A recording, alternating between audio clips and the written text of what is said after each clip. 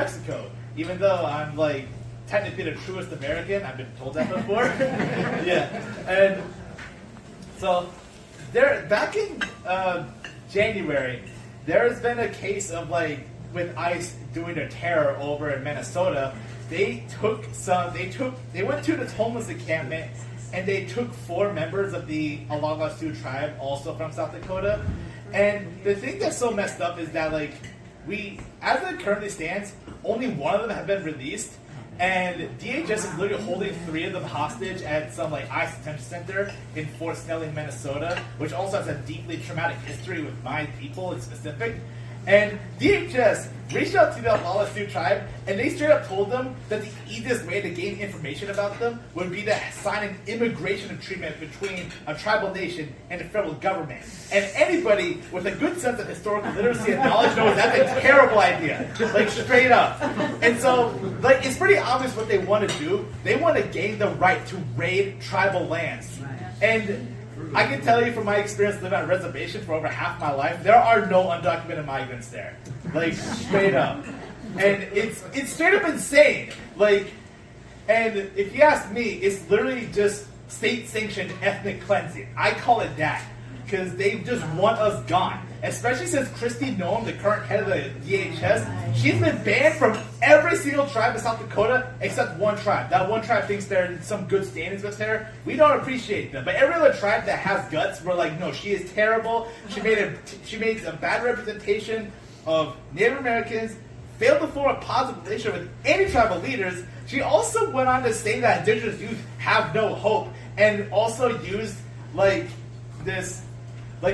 this traditional dance called like ghost dancing, and she claimed that it was a name of some like gang. She also made these incredibly horrific claims that tribal leaders have connections with Mexican drug cartels that are active on tribal land. Yeah, I'm being serious. And because of this, of course tribal leaders were like, what the hell is wrong with you? And banned her. And so she definitely has a grudge against us for that reason. That was back when she was a governor of South Dakota. And I remember this all happened in 2024 when I was reading about this. And at that time, I was like, you know what? At least she's confined to the state. And then Trump gets reelected, and he's like, I choose Kristi Noem. And as soon as he said those words, I'm like, oh my God, this is terrible. And you know, everybody here, I hope, knows why that's terrible. She is a completely awful person. She is called Ice Barbie for a reason. And like, going back to what I said about Fort Snelling in Minnesota, that place historically is like a really traumatic place for my people. Just for some context, my people, the Dakota people, we went to war against the United States back in the 1860s, the U.S.-Dakota War, 1862. Fort Snelling, at that time, I kid you not, was literally a 19th century concentration camp for Native Americans. They held like 1700 of my people, starved us, rid us with disease, treated us like crap, and Abraham Lincoln decided to commit the largest mass execution in American history called like the Dakota 38, where he took 38 Dakota men, hugged them all at once, pretended like that was some great ordeal for America, and then exiled my kind to our current reservations in South Dakota. So yeah, a little bit more history there. And it's so, like, I'm just going to say it because I feel like it's like the right tone of usage. It's fucked up that the U.S. government knows that history, and they're like, you know, let's make an ICE detention center in that area and hold Native Americans hostage. Like, anybody here agree that's messed up? Yeah. Straight up, it is messed up. It's fucked up. It's very fucked up. There's also more cases of this happening. There's a Native American actress. Her name is Elaine Miles. She was on The Last of Us. I remember, if I remember correctly, she was on that. Either way, she was a Native American actress. She had this confrontation with ICE, where she was like, I'm a tribal citizen. She showed her tribal documentation, her tribal ID, her certificate of blood to prove her tribal identity. And ICE, these thugs straight up said that her documentation is fake. Like, they are just denying our paperwork, denying our citizenship papers, insisting we're something we're not, and use that as a justification to target us. There's also a Navajo man in Arizona, Peter Yazzie, who had the very same experience. He was calmly explaining to the ICE officers he was a full-blooded Native American, that he has his paperwork and his birth certificate, and ICE insisted that he was pretty much wrong about his own identity, and detained him for hours on end. Like, the lack of due process is insane. And there's even a situation, not like, okay, I gotta say this is like a confirmed false rumor now, but there was a rumor that ICE were like going into my tribal land in South Dakota, like southeastern part of the state in Wagner, and there was this rumor that they were there. That rumor alone sent my reservation, sent my people into a massive panic. Because we are aware of how to treat Native Americans, we are aware of what they've done in Minnesota, and we genuinely believe that they brought that terror to our land. It prompted my tribal chairwoman to enact an investigation, tribal police, to look around to see if this is true.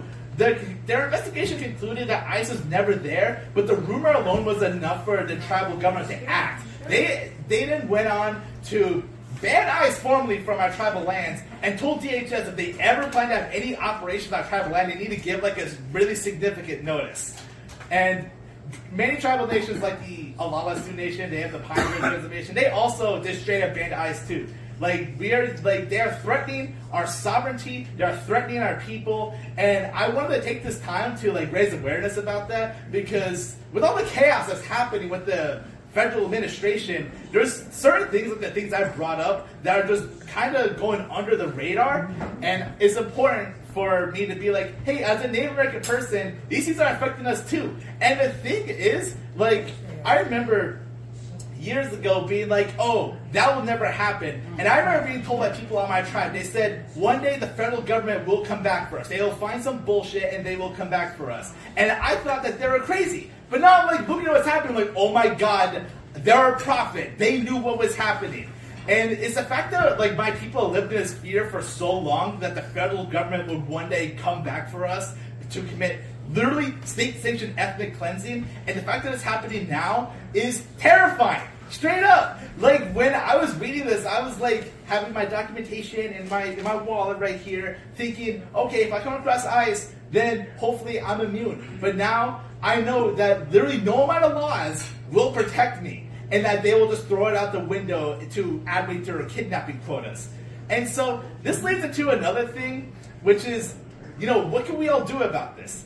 Like, we're all demonstrating, I hope, but maybe not all of us can demonstrate. That's okay, but we all show our support through donating nonprofits, coming to meetings such as these. But I truly believe the best thing we can all do with each other every single day, no matter what, is to educate ourselves. Fascism thrives off of, literally, I'm going to just blatantly say, they rely on us to be stupid enough to let them walk all over us. They need us to just be okay with this. And history exists to teach us this stuff. I've been reading so much history of my people. I read on the Third Reich, the Gestapo, and the things they're doing are literally like to their standard. I want to add one other thing speaking about the Third Reich. Hitler felt inspired by the genocide of Native Americans when he committed the Holocaust. So it's this weird fucked up cycle of genocide and ethnic cleansing that the US government are now, committing. They have, Nazi slogans, they have the same, they target the same minority group and treat their existence as a threat. It is insane. So with all that in mind, I hope that I was able to, raise awareness and teach some people here some new stuff that's happening with the Indigenous communities. As always, we always need to do better for ourselves. The people united can never be defeated. Okay, I'm done now.